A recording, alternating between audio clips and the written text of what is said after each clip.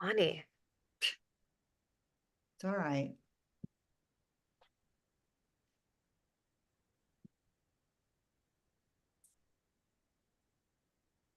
Funny. Right. Hello, hello. It's all right. Hello. Oh, yay. We're streaming. Hooray. It's there. What a joy it is. Funny. Hello, Oh, hello. this technology. Hello. Okay. I think we're good. Yeah, let's see if we've got an echo or anything. Are we doing all right? We've got that. I know everybody, it's so hilarious. I know you're all watching going, yep, yep. They're clunking along here, but we're doing it. All right. We are live on YouTube for our first time on YouTube. Yay. Hi, YouTube. Hello, World Sleep Day. Hello, Helen was sleeping in Seattle. Did you read that article that I sent to you that Seattle is the second best city to sleep in? I agree. I mean, I think it's fantastic. I like sleeping here every night. I know it definitely got its coined phrase here. Well, we are talking today about focusing on women's health. It's March. And so that is one of the focus that we have in our country, maybe throughout the world. Isn't it International Women's Month? International Women's Day is later, and then of course it's also this week is dedicated to sleep, World Sleep Week. And Yeah. so March 15th is World Sleep Day, but we are in the thick of it with events for World Sleep Day and this year's slogan, Sleep Equity for Global Health. So we're chatting about something that affects half the population, and yet it doesn't necessarily get the attention it deserves. So we're giving it a little bit of a spotlight today. Especially with perimenopause and menopause. And so one of the things, I'm Barbara Badolati, All uh, right, introducing ourselves. author of Sleep Blissful, Natural Ways to Fall Asleep, Stay Asleep, and Wake Refreshed, along with coaching and many, many other talents. I am Helen Cernette. I host a podcast called Sleep Lists, where I list you to sleep one curated list at a time. You can check it out at sleeplist.com. Awesome. I love that pitch. Good Yeah, job. just rolling Love through that. it. I've been saying Yeah. it a lot more lately. I've been trying to like make my mouth do the movements. Yeah, well, we're focused on perimenopause and menopause, and that's a mouthful as well. And what we want to entertain today is this notion that whatever you're going through with this particular change of life is an opportunity to heal or reparent or embrace maybe something that you didn't have that opportunity when you were in puberty. So here's this notion of what you're going through now could be a reflection of what you went through going through that change of life, which was puberty. Yeah. Yeah, and I love the idea of like you might have back then felt trapped or confused or uncertain, and you have this opportunity now as like during this sort of check second huge hormonal transition in your life to take control of it. I know for me, I definitely felt like I was prisoner to my body. Like it had control over me. I did not have control over it when I was going through puberty. And so my transition now, I am working really hard to have control over and understand my body and give it what it needs, nurture it, love it, but not in a situation where I feel like it's my captor or I'm trapped inside my body and I don't like what's happening to me. Yes, and in ancient times, going through puberty and also even through menopause was really a time where other women would care for that person. Yeah. And, because we don't feel good. The hormones are changing, our physical bodies are changing, all of it. And so to be nurtured and given tea and foot rubs and baths and just that was that culture, that was that experience. And yet many of us in the 2021st century didn't have that or still aren't having that. And so, even though there's the challenges with perimenopause and menopause, we really get to have permission with communication and our own self-care, self-love to be able to take a bath, take a nap, say no to things, realize that we just are not feeling as good as we want to. And then we'll talk about some things too that can, Yeah. Well, and I want, folks out there that feel like they're alone or like, what the heck is going on with me? Like, we're here for this. Like, we are here to say you're not alone. All of us women go through it. Like, let's lift each other up and help each other out. And not everyone's experience is the same. It's sort of like they say every pregnancy is different, or, everyone goes through puberty a little bit different. Everyone goes through menopause a little bit differently, or through perimenopause and achieves menopause, right? Menopause is it's like one date, right? We should address that. We should address perimenopause versus menopause and what it is, okay, because not everybody might know. okay, Um, so I'll just say perimenopause is kind of like the process of the transition. It's like as things are starting to change, and then menopause gets to be like the date that you arrive at when it's been a year since you've had any menstruation. It's like you can celebrate it as a birthday if you want. It's your croning day, like however you want to embrace menopause. It's kind of like a day, whereas perimenopause is the whole period of transition that happens in advance of it. thank you. Thank you for sharing that. And the other thing is this too shall pass.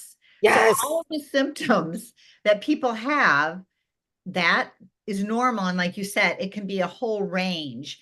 And we learn a lot from our other women friends. We learn a lot from women that have already gone through this.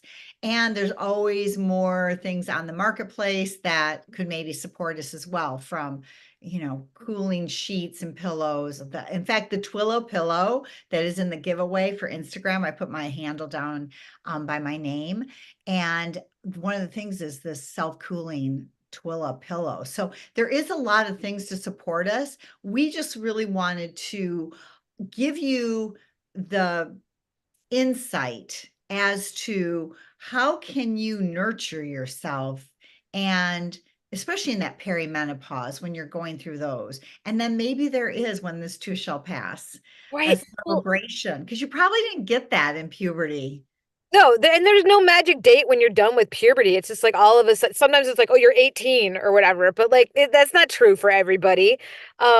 Whereas like with menopause, we actually have sort of like a very, if you've tracked your cycles and if you've tracked your bleeding, you have a very specific date that you can sort of arrive at and celebrate if you want. But also, yeah, just that idea of your you don't have to just like power through and knuckle down this, like, because it can be it will pass, but it can be a whole 10 years.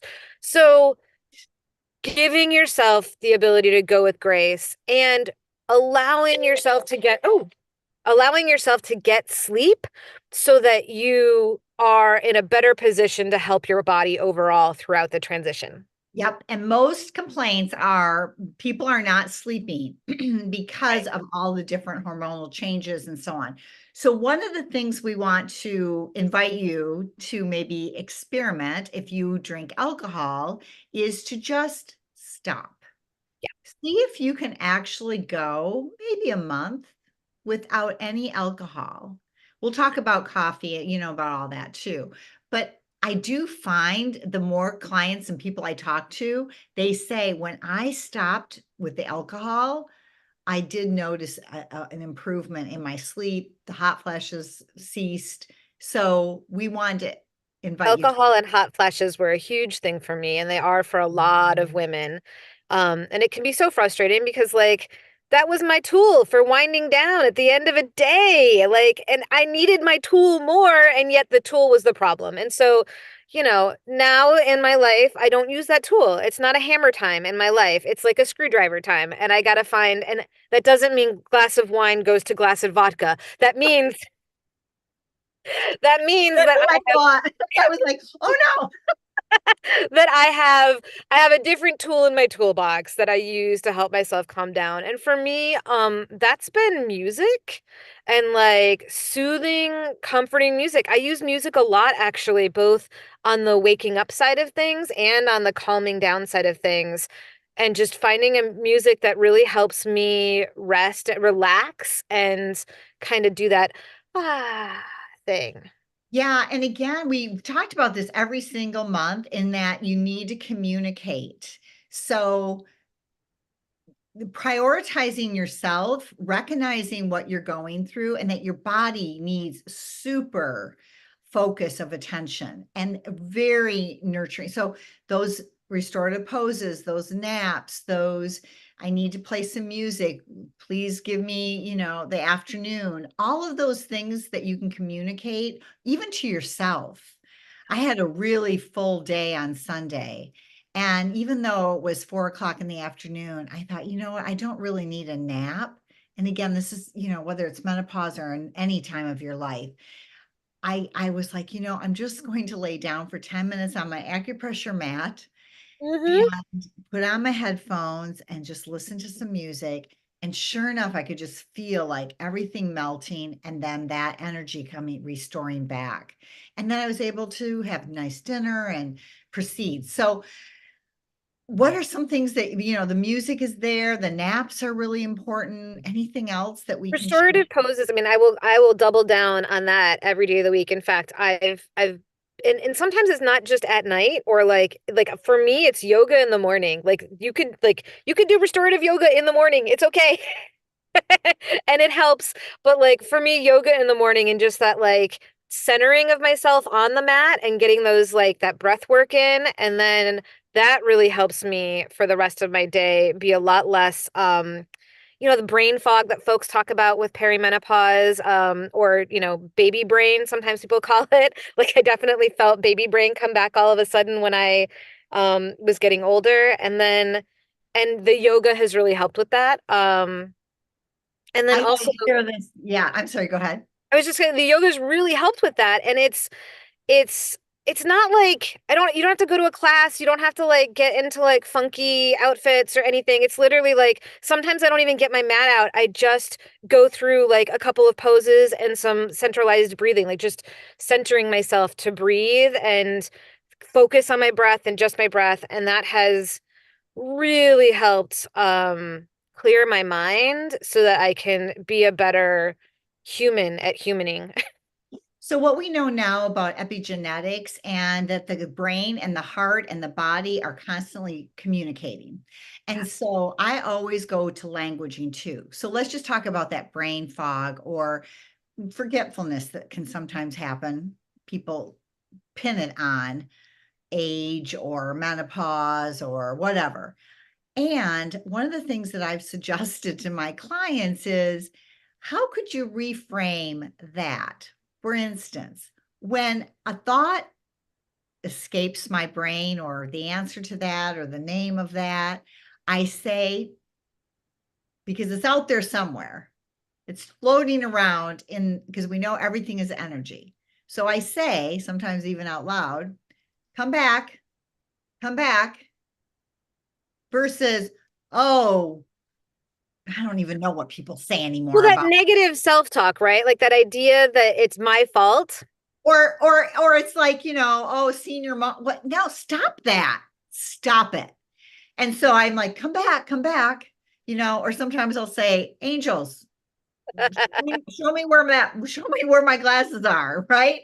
Right. Sure enough, I mean, it is quite another thing you could experiment with. And sure enough, the thought will come back. I'm like, okay, yeah, that's what I meant to say was, And so that's just another a suggestion of how to manage your life Yeah. and not to get trapped in these cycles that society and other people have programmed us.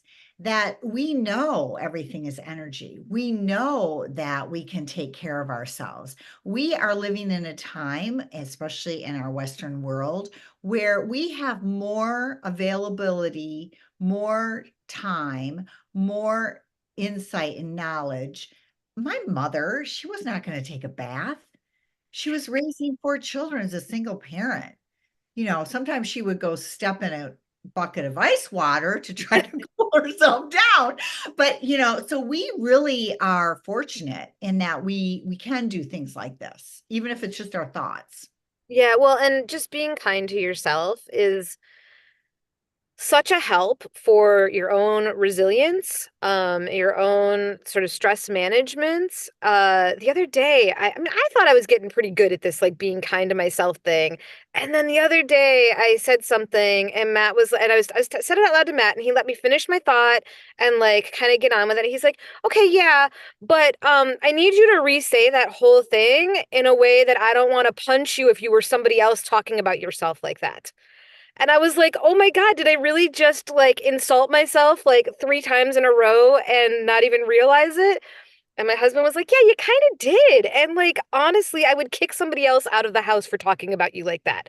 So, like, you just have to redo it. And I'd redid it and I was like, oh, that does feel better. Like, Yeah, just that love and compassion. And when we circle back to our puberty years, we might not have had such a loving, compassionate, kind. So, again, this is your opportunity. So, rather than toss and turn and be angry and upset, ask yourself as you would your inner child, what do you really need right now? Yes, I know you're miserable. I know that this is uncomfortable and you're lacking sleep. Maybe that happened when you had your infant. You know, maybe it happened because you were bullied at school when you were going through puberty. I mean, we all have these situations and we are empowered enough to, like you, be conscious of it, maybe self-reflect, maybe somebody else is reflecting it back, and then take action, even if it's just a small step. It could be your diet, it could be the alcohol, maybe you have had too much caffeine, maybe there's other things that you can do to mitigate those, and maybe talk to your physician. I mean, for me, there was about 2 years where I was so miserable. And I went in hormone replacement therapy, and it was amazing. I remember thinking, this feels so good to have estrogen again. Oh my gosh. I, I feel so like myself, and I have a libido, and I have, you know what I mean? Like, I was so happy, and it was just enough to kind of move me through that. So, that may be a remedy as well. yeah. And I think it's really thoughtful. I'm really glad that you found somebody who helped you in that way. And sometimes it's how we approach it. A lot of the symptoms of perimenopause can feel like other things, right? So they can feel like a mental health issue or some sort of thyroid issue or some sort. So you can start to go down these paths to treat a whole bunch of other stuff when it's really just like you're in adult puberty. Like you've come to the other side of puberty. It's like the mere reflection of puberty. And you don't have to power through, but it is helpful if you have a physician who can look at you as a whole person and say, "Hey, you're in your 40s or 50s, and so maybe this is maybe even though you're telling me you're having all these issues with memory loss or brain fog or you can't sleep and you think you just need sleeping pills, like maybe it's like a hormone thing and we can look at that. And if you don't have a physician that says that to you, you can say that to the physician. Um, And your hormones are changing all the time, every single day. So if you get tested one day, it's not going to be necessarily the same tomorrow or later on. So that's one thing to keep in mind as well. You might find that magic formula, but it may not be appropriate for the whole 30 days or yeah. 28. Yeah, Yeah. and it might not be appropriate for all 5 years of perimenopause. It Yeah. might continue to need tweaking. Yeah. Yeah. Yeah. For me, that was the case. And again, it was only a couple of years and then it just wasn't effective anymore. Yep. So, yeah. So, again, listen to your body, honor yourself, do everything that you possibly can, be compassionate, know that maybe there's something that you experience through puberty that now you could have a more loving, kind experience of this particular change in your life. And I mean, I don't know. I'm trying really hard to be super enthusiastic about it because I have so much cool stuff ahead of me. And so I don't want to think of it as, well, it might be the closing of a chapter. I don't want to think of it as a sad ending. It's really just opportunity for new beginnings and new energy in my life, if you will. And so yeah, I just there are all kinds of things that you can do from, having fans blowing on you to, like you said, the sheets and like there's lots of coolers. There's plenty of like products available, but no one can love you better than yourself. And so listening to yourself and loving yourself and really giving yourself like the breathing room to have a little bit of change, right? Your body is going through a change. It might mean your schedule in your life needs a different change too. Your hours of sleep could change. When you eat, take your meals can change. Like these things can help you navigate your whole change, and just be open to that experience. Otherwise, it can feel like you're white knuckling it through a really long transition. Yeah, I'm so glad that we explored this particular aspect and invited people to maybe reshape their thinking about it. And your body is changing. So the belly and other aspects, your skin, and again, maybe just this conversation can invite in more acceptance. And again, not be so hard on ourselves because we're also reflecting to girls that are going through puberty and young women and women that are pregnant. So, what if we were the generation that invited a new perspective on this chapter of our lives versus looking at aging and menopause and all of it to be so negative or uncomfortable? Well, and yeah, I mean, it is uncomfortable in your own body because you're like you said, you're going through those changes, but it doesn't have to be shameful. It shouldn't ever be shameful, honestly. And you should understand, I mean, it shouldn't be a surprise either, right? Like we've known it was coming. Like, and it's a good opportunity to um like really embrace it, really like let it flow. I tell my daughter all the time, like our bodies change throughout our entire lives. And so like if my arms are changing and my belly's changing and I'm getting a little bit of more wrinkles, like these are all just opportunities to find different clothes. Like I love it. Well, Like let's share with people what we're going to be giving away. I know we're kind of coming up to 25 minutes. it's So, exciting. yeah, do you want to share about Sleepless? Yeah, I'll talk about Sleepless. And I don't know if do you have a screenshot of the giveaway to share? If you can get that going on Oh your other yeah, I screen and will maybe I will share the share screen. this. Yeah, I Yeah. think I can do this, but yeah, I think this is showing. So anyway, go to Instagram. My page is or my handle is my name, Barbara_Badolati, and there's over $300 worth of gifts.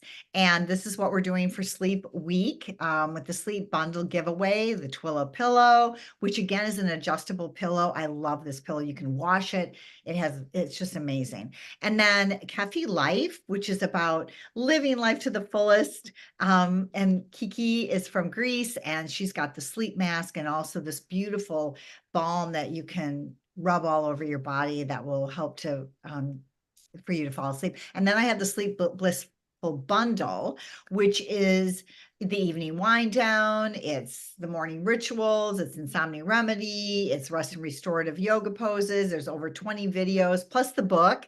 So that is what I am encouraging people to go to my Instagram and sign up for the giveaway because you could be the winner. Yeah, and I am encouraging folks to visit sleeplists.com and or to search for sleep lists on their favorite podcasting application. And that way they can use sleep lists as a tool to wind down, especially helpful when you're in bed and you're having those like recurring thoughts that are just going, going, going, which we know that kind of anxiety plagues women during their transition. It certainly did me. And so, yeah, that allows us, oh, look, you got that going. Yay. That's it. I That's did. it. And then you skip It that goes with episodes. yeah, it goes with our colors this month. It Awesome. does. And Yeah. then what are we doing next month? What's going on there?